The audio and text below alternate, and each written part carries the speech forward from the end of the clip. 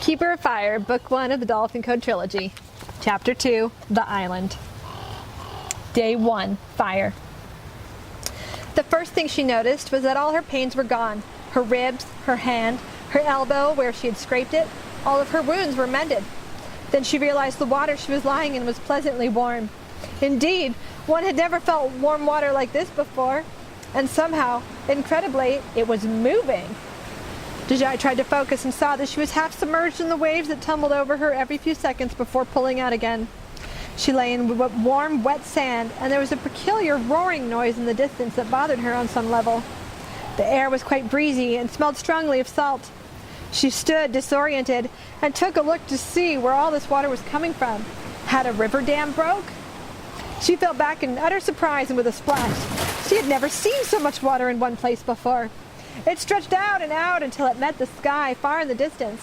The scorching sun was setting and the sky was streaked with burning oranges and yellows reflecting across the water, blinding her eyes. Even with the breeze, the heat astounded her. It was hot, very humid, and nothing like the cool mountain air she was used to. Being thick and muggy, it was difficult to breathe quite the same way. Deiji sat still in the water, propping herself up on her arms. She held up a hand to shield her eyes, already wiping beads of sweat from her brow, and she could see the water twisted all the way around both sides of the land she was on. Swells moved in on the shore, breaking on the sand again and again, leaving foamy traces. Curious, she dipped her hand into the water to sample its freshness. "Oh!" she cried, abruptly spitting it out. "It's salty!" Only mildly disappointed, she stood up and stared out at the massive body of water, still captivated by the sheer majesty of it. She stood for quite some time in awe, and then realized what it was. The sea! Deiji didn't feel too bad about her ignorance. She figured it wasn't a mark of stupidity if one had spent their entire life only hearing about the ocean by rough description. She had waited her whole life to see it, and here she was. No tale of the village elders or returning visitors from the Trinity Islands could even compare to this. It was even more beautiful than her valley at Mount Odell. As she stood there entranced, she finally began to notice that the sky was growing darker and there was a slight chill in the air.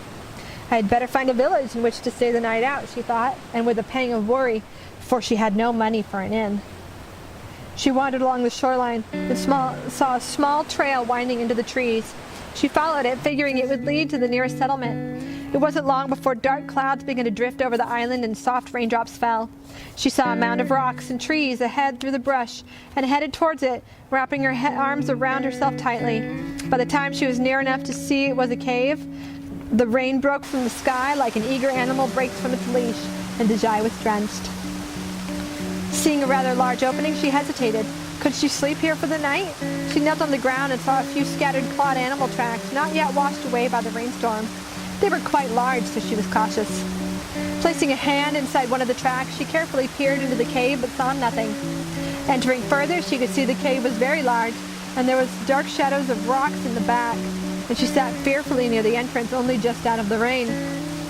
A trickle of rainwater dribbled across the rock, and she drank eagerly, enjoying its coldness. It was a damp and chilled place to spend the night, and Deiji shivered, though grateful. Settling in against the wall, she leaned against the rock and tried to sleep, somehow knowing there was no village here, that she was utterly alone. She surprised herself when she smiled at the thought. As she stared up at the bright sparkle of the jewel-like stones on the cave wall and ceiling, her eyelids grew heavy. They were covered in dragonstone, and with that beautiful blue dazzle that never left, even in the dark. How fantastic, she thought wearily, and so she slept. The necromancer. Mowat stood above the southern ocean, intently observing the Dragon Islands, on one of which he had placed Deiji. It was the smallest, most southern of the islands, all of which belonged to the uncharted, unexplored part of the world. He turned to his advisor and most trusted friend as the clouds stirred behind him. Auril was there lingering beside him, also watching the young girl seek her shelter. "It is she, my teacher," he said to Mowat. "I am sure of it. She is the one." Perhaps. Auril swam through the clouds to Mowat's other side and peered down into the cave where Deiji would sleep this night. "She fits the description of the prophecy, my lord," he insisted. Her curiosity, her longing to explore the world around her, her family, her age, the mountain. Mowat nodded silently. "She certainly does carry all of these qualities. However," Auril interjected, See how she does in this place, my master. If she performs well, you may put more stock in her and her abilities. Do not pass your judgment yet. The clouds cracked and rain gushed forth. It is not faith I lack in this child. My doubt is in her experience. Ariel smiled. Well, and my lord, that is what this element will bring her. Day 2, fire. The morning sun shone in and she felt something hot lapping at her face. It was sticky and rough and it smelled horrible. Deiji opened her eyes and saw 2 large green ones staring into hers. Ah! She screamed, scrambling aside, groggy and stiff from her poor night's rest. The thing whimpered and ran towards the back of the cave into the shadows. Deiji collected herself and quickly followed the thing to see what it was. It was cowering behind some boulders in the back, and as she approached, it was clear that it wasn't a pile of boulders at all. It was hiding behind a large dragon. Her heart leapt with fear and she nearly ran. It was as blue as the ocean and had scales like shiny aqua pearls all down its flanks.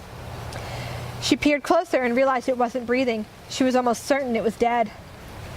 Cautiously circling around the creature, she could see no sort of wound or other cause for the dragon's death.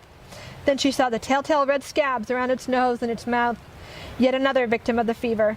It was time to leave this place. But first, she walked behind it to find the small animal that had startled her so. It was a baby dragon. Looking up at her with such an innocent expression on its face that Deiji had to smile. She stared at the young creature, which seemed so much more like a little dog than a dragon in so many ways. It was a dark blue-green in color, and its eyes were as green as emeralds. Never had Deiji seen such a thing. She looked at the dead dragon and realized with a start that it must be the poor baby dragon's mother. Oh, poor baby, she whispered. A sparkle near the dragon's feet caught her eye. Stepping forward, she saw a mound of gemstones. Pearls, sapphires, rubies, and piles of that same peculiar clear sparkly stone that matched the odd one on her amulet. Objects of gold were scattered around the floor amidst carvings of jade and leather objects. A pile of riches lay at her feet. She looked around the cave with wonder. The walls looked spectacular in the morning sunlight. She looked at the baby dragon, who stared right back at her. I think I will call you Geo. She walked to the mouth of the cave and beckoned Geo to follow. He leapt after her and then abruptly sneezed little puffs of smoke which knocked him off his clawed feet. He crossed his eyes and looked down at his nose with wonder. Well, Deiji said, I think the first thing for us to do is to make some sort of shelter. They were walking outside into the surprisingly hot morning sun. She knew they shouldn't stay in there with the dragon, not after how it had died. Geo looked up at her hopefully. She laughed and patted his head a little. Come now, she said, encouraging him to follow. He hopped after her and even a little ahead, turning back every few seconds to be sure that she was still there. The entire jungle was lit up. The plants and trees were all bright and colorful green, with yellow and pink flowers spotting the greenery, blinding to someone who was accustomed to the dark, earthy greens and browns of the valley. Colorful insects and birds buzzed and fluttered everywhere about her. Lizards with strange exotic patterns of blue and red skipped across her path. Dejai's stomach rumbled. Back on the mountain, she would have a bit of cornmeal to sup in hot water, and bread for noon and supper. There were no oats or corn here, no mill to grind them upon, and no cauldron to boil water in. She wondered how long she was meant to stay here. Geo, she said, how does some food sound to you? The dragon sat back on his haunches and gave her a toothy grin, his little wings folding and unfolding again and again. They wandered through the underbrush, and she kept her eyes open for anything she might eat. The sights she saw took her breath away. There were butterflies with wings of bright yellow on black, and incredible plants with purple flowers that wound up and around the trees like ivy. The sights were strange, striking, and shocking. Her eyes vibrated from the colors. But even the most shocking colors did not even compare to the sounds. The entire forest was alive with noises. Reptiles and frogs croaked and rustled the leaves and grass as they ran about. Snakes hissed and mice squeaked. Birds screeched and squawked incessantly, a continuous chatter as they took flight and landed again and again. Being more used to the mild silence of the mountains, these animal sounds with the perpetual roar of the salty water were almost too much for Deiji to bear. She gritted her teeth. Seeing a withered tree dotted with purple spheres, she hurried up to it. Staring into the branches, she could see it was sporting a sort of plum fruit, far out of reach. It's a good thing I've got good aim, she muttered, picking up a few rocks. She threw the stones, chasing a few of the fruits as they fell to the ground. Though bruised, she cautiously took a bite and decided it was fine. It tastes all right, she said, doubtfully offering some to Geo. He sniffed them, licked one, and then he eagerly gulped them down whole. We'll have to find other things to eat as well, she said as she wiped each shiny plum off on the hem of her skirt. She slipped them into her pocket. As they walked, she searched the trees. They found some other odd fruits, some red, some brown, that had to be cracked open upon a rock. She gathered a small collection of these in her arms, and her skirt pocket was stained purple and red with the juices. Geo led the way to a small clearing, not too far from the beach. "It's perfect, Geo," Deiji cried out. It was a fairly large clearing.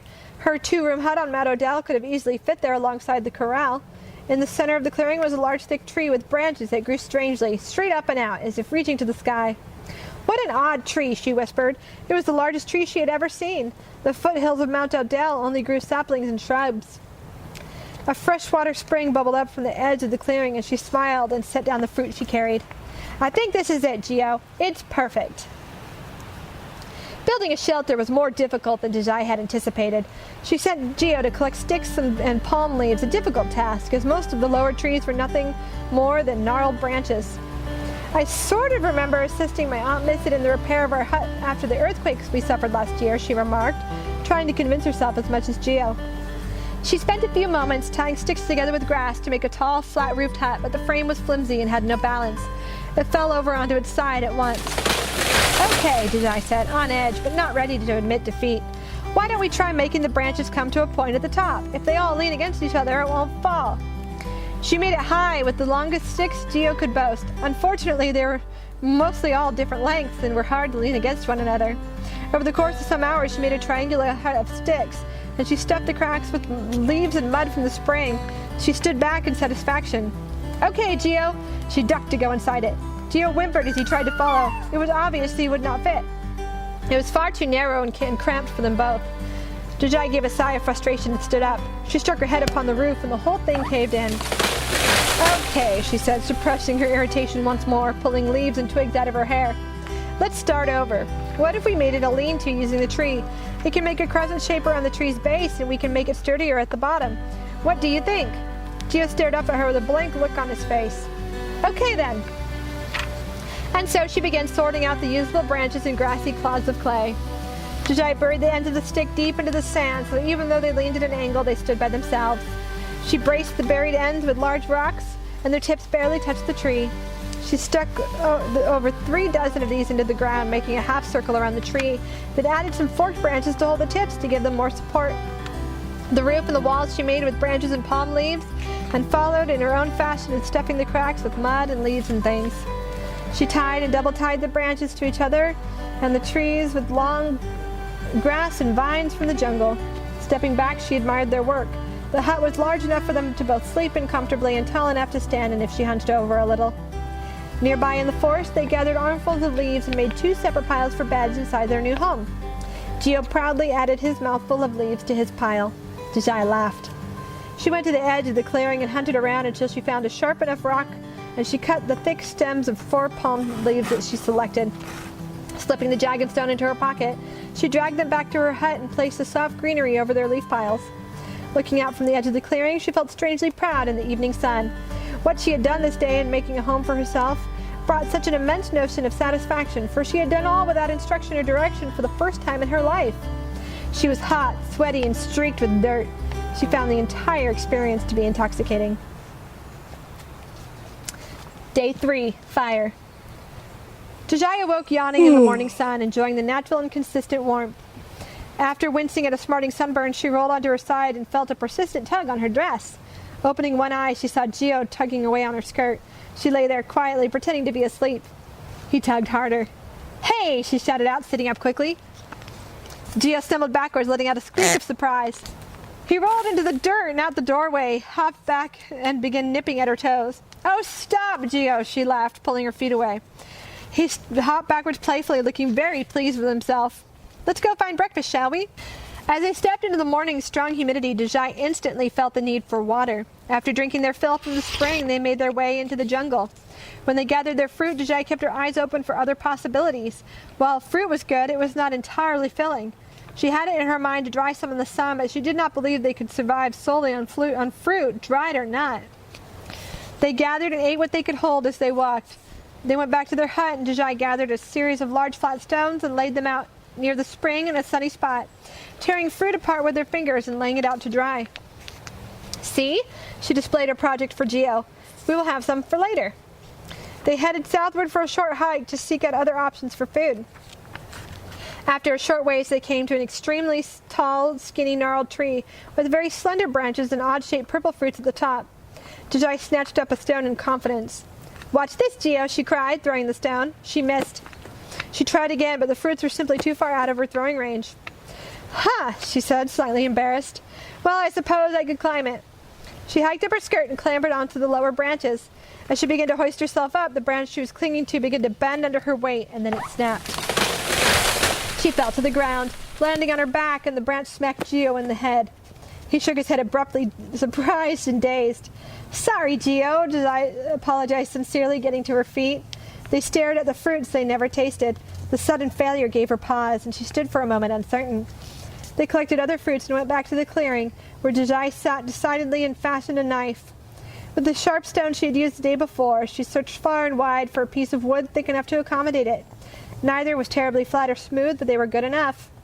She tore the hem from her dress in one thin strip and soaked it in the spring before binding it tightly around the wood and stone, covering most of the wooden handle. It was well bound and worked marvelously. She stabbed the air with it a few times and, satisfied, began to slice more fruit.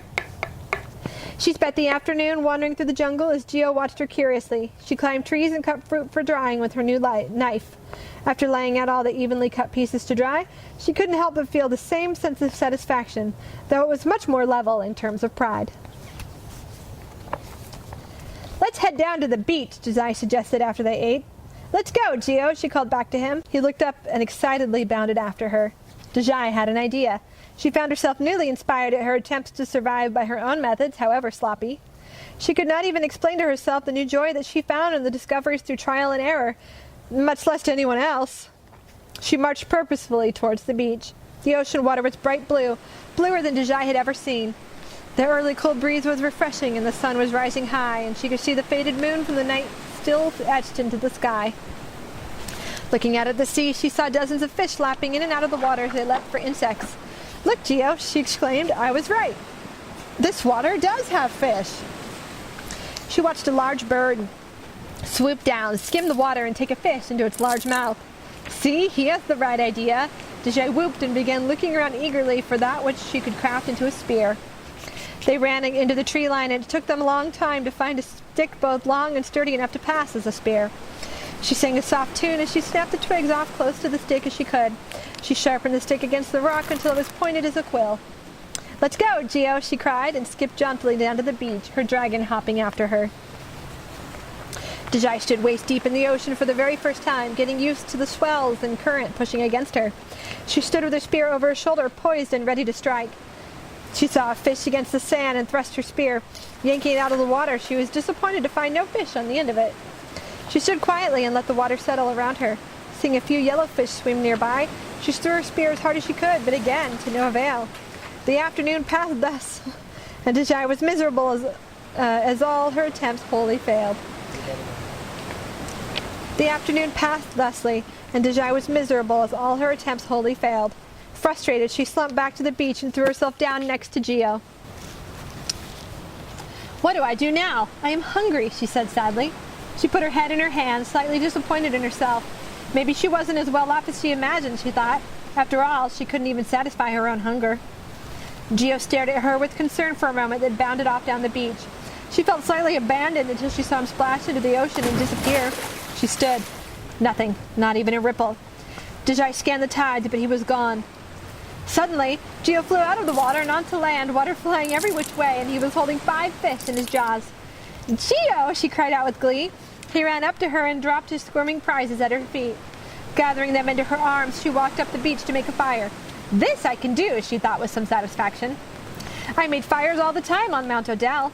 She sent Geo out to collect dried driftwood, grass, and leaves while she made a circle of rocks in the sand. After his second trip, he came back to the fire pit to find Deiji sitting cross-legged, attempting to catch a spark to her fuel with 2 stones. She was frowning in concentration. "I don't understand," she said, peering closely at her tools. "This stone is much different than the flint from the mountain. I cannot make a spark." Geo leaned over and opened his mouth. With a slight grunt, a stream of purple fire blew from his mouth, struck the pile of wood, and a bronze flame caught. Oh, Geo! As they roasted the fish on sticks above the crackling fire, her mouth watered at the smell, and she thought about home, back to Mount Odell, where she lived a simple, predictable life day in and day out. She struggled with the same labors every day, for no reward above or beyond daily living, material or personal. Daily life meant to walk in place. But this place, which she figured was part of an untouched land, was different. She felt honored to be there in the new part of the world, honored to be presented with such a chance to make such mistakes and learn from experience. This was everything and more she had ever dreamed was out there. And the newfound wisdoms that were just beginning to bloom within her, the insight that was gained from failure, the elation that came from success. It was all worth it. It was freedom. The necromancer. Mowat stood on his perch in the clouds, looking down upon the ocean below. The sea was spotted with a series of islands, and he focused on one in particular, one farther south than the rest. He was watching the progress of his chosen human, the one on which rested his hopes and survival of the people. He enjoyed getting to know this one from afar. She was learning, that was sure. Nothing enlightening or intensifying, that would come later. But the personal gain from this trial would bring her perspective and confidence. The prophecy, he muttered, distracted. He knew Relant would send an enemy soon, a definitive challenge, and for the first time in her life, Deiji would have to stand against pure evil. He knew it would be an important lesson for her. He firmly believed that when things are consistently too good, one is ill-equipped to deal with hardship when it comes. A little diversity in circumstance is valuable. I wonder how she shall handle it. He knew the guardian of fire would be called forth, the guardian placed to oversee the death and destruction of the dragons and all others in the fire element. With a grim face and a steady hand, Mowat worked Relant's plan into his own, and knew that if the girl survived it, she would be forever changed. How long can we keep him off, my lord? Auril asked Mowat urgently. Mowat jumped. He'd forgotten Auril was nearby. 2 days, maybe 3 if she can hold out that long. The teacher of life felt cold as he heard the darkness laugh, and he watched the weather change. Day 4, fire. The next morning, Deiji overslept, and when she did awaken, she was mildly surprised to find the sky dark, cloudy, and overcast. It was still warm out, but not as strongly. She wandered over to her dried fruit stores and frowned. Were they really moving, or was it her imagination? She peered closer. We have an ant problem, Geo, she announced. Geo lifted his head from where he lay dozing. She brushed a few ants away. Well, we have to do something. All of our fruit is ruined. She knelt and began to dig in the dirt near the spring. Geo showed up at her side, yawning. Here, help me make a ditch. She continued to dig with her hands, scratching away at the dirt. Geo snorted in disgust and ushered her aside. With one long swipe of his spiked tail, he cleared the earth to reveal one shallow ditch. Wow, Geo, thank you, she cried, delighted. He snorted again and raised his head high in satisfaction.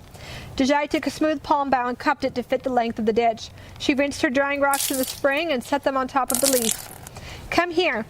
Deiji motioned Geo towards the spring. He followed, curious. Now fill your mouth, but don't swallow the water. He stared at her. Go on, do it. He tentatively did as he was told, his cheeks bulging. Now spit into the ditch, she directed. He looked at her, confused. Go on, spit. Geo spat noisily. And again, she said, please. Twice over, Geo filled the ditch with water around the stems. They stood, berry-stained, like small red splotched islands in a puddle. Now the ants won't be able to get to our fruit. We'll have to add fresh water every day, but I think this will work. She smiled. We could solve any problem together, she added silently to herself. So, what do you think about doing some exploring today, Geo? She asked out loud.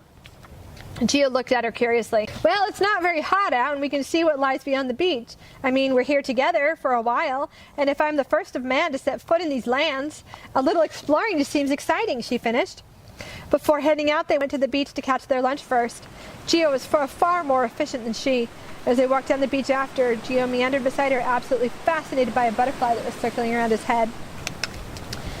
They rounded the shore's curve and saw nothing significant beyond, just more beach and rocky outcrops. It was a leisurely walk, and Deiji tried to keep a mental note of how far they had come and when it might be wise to turn back.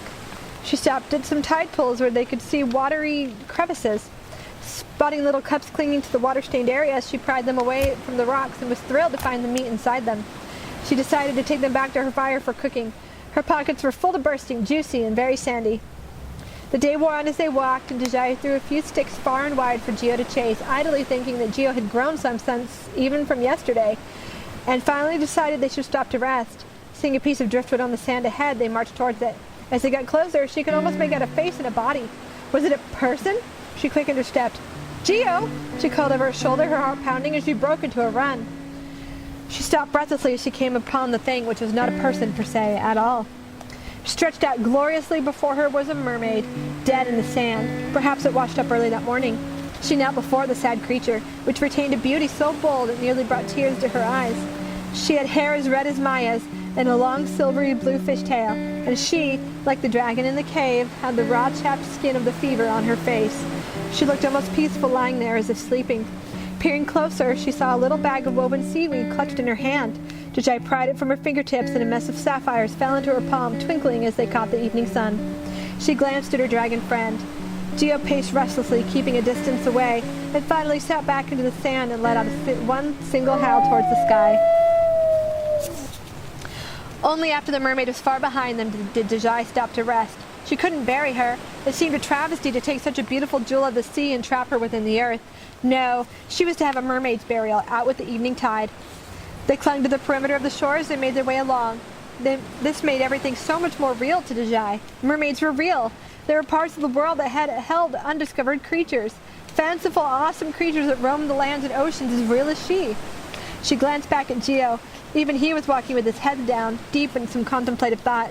She imagined the tide pulling the lost mermaid back into the sea forevermore, and she sighed a little. It was getting dark. Just when she was considering mentioning that they stop and camp there for the night, she saw something out of place in the sand ahead of them, something unnatural. It was her fire pit. They were back. It suddenly made sense to Deiji. This is an island, like the Trinity Islands of the Southern Gale. Oh my goodness! She was suddenly very excited and very tired. Only the very wealthy had the luxury of visiting, much less inhabiting such a place. Back to camp, Geo? She asked pleasantly. They went home. Day 5. Fire. Deiji woke up yearning for a bath. Sitting up, she looked herself over, noticing that her sunburn was quickly deepening into a tan. She was covered with more bug bites, bee stings, sweat, sand, and sticky sap than ever. Grinning, she looked over at her dragon friend, who rolled over and stretched. Morning, Geo. He grunted in reply and rolled onto his side, his eyes still closed.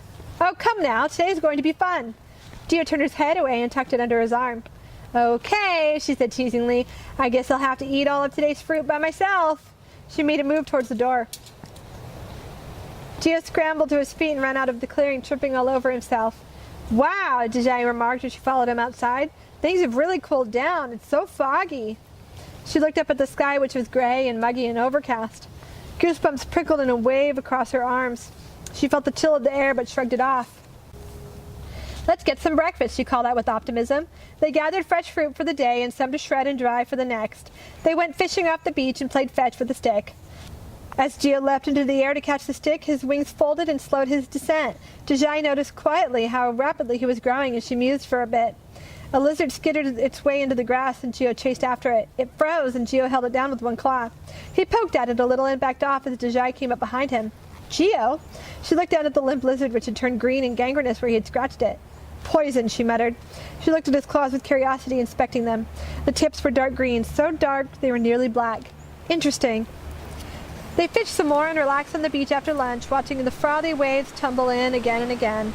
The sky was a muddy gray, the sea a chalky blue, and the waters that stretched out before them were spotted with whitecaps. It began to drizzle. Dejai's mind wandered back to the mountains. They stood so high above everything else in the world she could see for miles from Mount Odell. The mountain air was thin and cool and wholesome. A single breath breathed for the soul. Everything was lusciously green, the same green all around. The hills, the knolls, the dark, distant forests, the cool trails that led into the valley. Here on the island, the air was thick and humid and filled with the sweet decay of rotting foliage.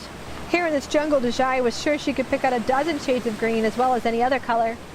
Which did she prefer? She asked herself this as she looked out over the cloudy sea. She did not yet have an answer to that question. The sea churned and roared restlessly, and Deiji could almost sense the calm before the storm. After finishing the day's tasks, she sat in the strange sunlight beside the hut and watched Geo wrestle with a stick. She finally made a remark. You've really grown a lot, Geo. It was true. When she had first found him, he had been about the size of an average village dog. Now he was quickly on his way to getting the bulk of a small horse. And whenever he stretched, she saw that he had an impressive 9-foot wingspan. I guess dragons grow quickly, she mused. Geo ignored her comment playfully, but she could tell that he was pleased. Deiji looked up as she leaned back on her hands. Her eyes wandered to the tree overhead, the fruitless tree that was the main support of their hut. She took a long look at those odd branches, the ones that grew outwards and upwards. Standing up, she found herself drawn to the tree, as if it were calling to her. It was almost as though it whispered. The breeze rustled through the leaves, and she felt a chill in the nape of her neck. Deiji walked around the back of the hut so she could look at its lowest branches. They started above her head, too far to touch. "Geo, come here," Deiji called without tearing her eyes away. Geo poked his head around the corner quizzically and walked over to her. "Boost me up." She stepped precariously onto his scaly back. Geo stood on his hind legs, straining to reach his full height, wobbling back and forth as he tried to keep steady footing. Deiji grasped the lowest branches and hoisted herself up. She wove her body through the thickly grown woods and leaves until they had thinned out. Indeed, the branches became sparse near the top. On the trunk, she saw an odd circular carving that looked very similar to her amulet. It was round with 4 circular points. She touched her thumb to the grooves and found the wood smooth. Where else have I seen this symbol, she wondered. She wrapped her arms around the tree trunk and rested against it for one moment. Suddenly, "Build a home within my highest branches. It will save you when the light comes," a voice whispered in her head, seemingly from the tree. "Oh!" Deiji cried out in surprise, losing her footing. She fell off to the side, her legs snagging against a branch. She caught a glimpse of sky beneath her feet as she dangled. The branch snapped with surprisingly little noise. Just before she hit the ground, Geo scrambled to break her fall. "Ugh," she said, sprawled on top of her friend. "Are you okay?" She rolled onto the ground and Geo came to his feet, nodding his spiked head. Deiji felt something wet on her calves and she looked down to see a nasty scrape. She hobbled over to the spring and washed it clean. Tearing a large strip from the hem of her tattered dress, she folded it over twice and bound it against the wound. She glanced down and was scandalized to see how short she had made her skirt. It was uneven and for the most part came to just above her knees. She shrugged inwardly. There was no one to see her, to reprimand her. Besides, the dress was so torn and dirty it didn't really matter. Deiji tore another thin strip and pulled back her matted hair with it and glanced up at the tree. Putting her hands against its trunk, she waited for it to speak again. She heard nothing, but there was a definite presence coming from deep within. "Are you there?" she whispered. Geo looked at her like she was crazy. Deiji hesitated. Was it a voice she should trust? What if it was something sinister? What if it was an enemy that worked for Relant? How was she to know for sure? She looked up through the jumble of branches and smiled. "Okay," she said with excitement, "we are going to put together some places to sit in up high." She patted the trunk of the unique tree, trusting the presence she knew was there. 6 of them. Using grass, clay, and leaves, they gathered the largest, longest sticks they could find and made thick 6 platforms large enough for them both to sit upon. Geo helped Deiji haul these high into the tree, halfway up to the top, one by one. Since Geo couldn't climb the tree between the tightly knit branches, Deiji climbed through them and had him nudge them up until she could pull them over. This tree was perfect for it, Deiji saw as she bound them to the branches. They sat against the trunk and were supported by the high-reaching limbs. She tied 3 platforms down and climbed higher and put the last 3 above the others. They were done. She couldn't help but feel satisfied, as if the tree were happy with her for complying with its wishes. Because of her aching legs, they wandered into the beach for the remainder of the day to rest. Sitting down in the late afternoon sun-warmed sand, Deiji sighed contentedly. "We're going to find a different way for you to get up there, Geo," she said dreamily, her voice carried away by the soft breeze. Geo looked at her sharply out of the corner of his eyes from where he lay. They sat in the soft and steady wind of the evening in silence, watching the waves. "I really love it here," she finally said. "I wish it could last forever," she added in her heart. Geo snorted agreeably and rolled onto his back in the sand. She smiled peacefully, enjoying the beauty of her world, her island. Day 6. Fire. Deiji sat up in her hut the next morning with a yawn, fresh from a dream of her cornhusk mat and her woolen cloak.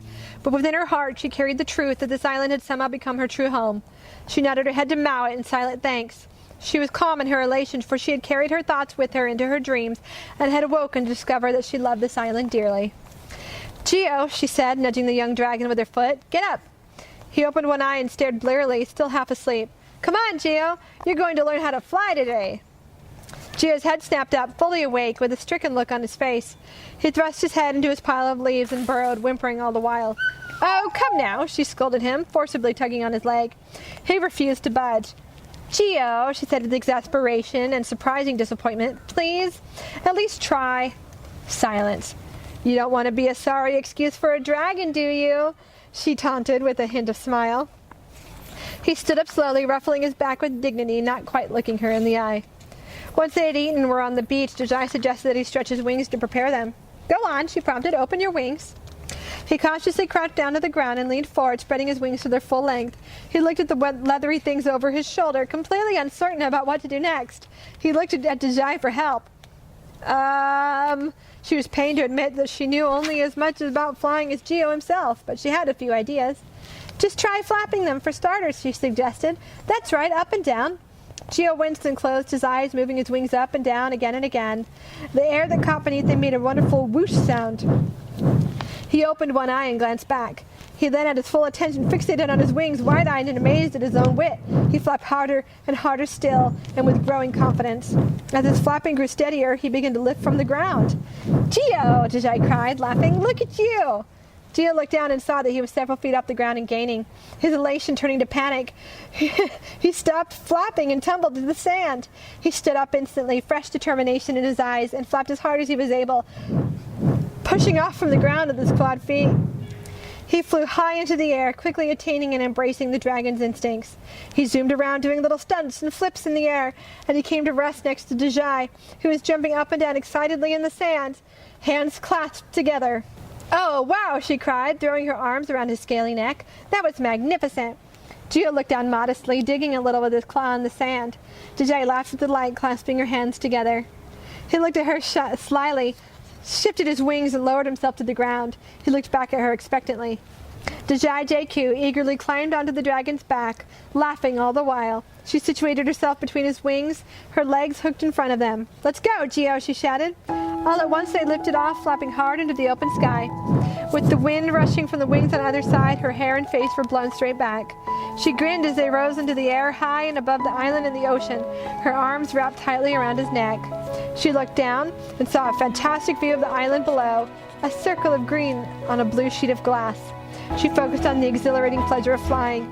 Geo did flips and dives while Deiji hung on for dear life. It entered into her mind that perhaps she shouldn't have eaten breakfast that morning, but she was laughing the whole time. Geo flew higher and higher until the island was nothing more than a dot, a black spot in the vast blue.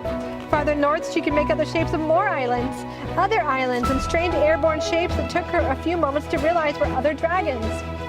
"I have seen the world," she exulted to the sky. "You have seen nothing yet," a husky voice on the wind carried to her ears. "What?" Deiji looked around startled, but Geo bucked her off his back in play, and with a jolt she was tumbling through the open air. She fell many, many feet towards the ocean, screaming and laughing, and Geo swooped beneath her and caught her on his back. He folded his wings into a dive, and they free fell. He opened his wings and cast the air only tree lengths from the water. Deiji laughing from the fun and from the fear. Tears were drawn from her eyes involuntarily as they fell. They made a sharp turn towards the sky, and she was nearly torn from his back. Giddy with laughter, they made their way back towards the beach. Her heart pounding, Deiji flapped down onto the cold evening sand.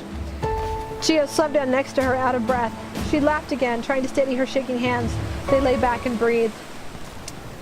After dinner that night, she took a walk alone on the beach up the bluffs.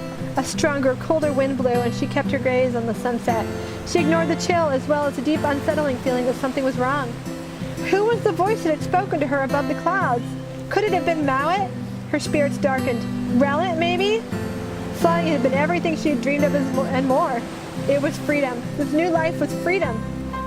She watched the sunset, lost in her thoughts. Beautiful streaks of pastels, purples, blues, and yellows, all blended into a shocking burning orange.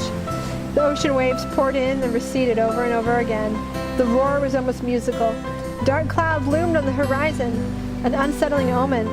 "A storm is coming," she said aloud to no one. She could only wonder how great a storm. Thank you for watching, and stay tuned for our next chapter.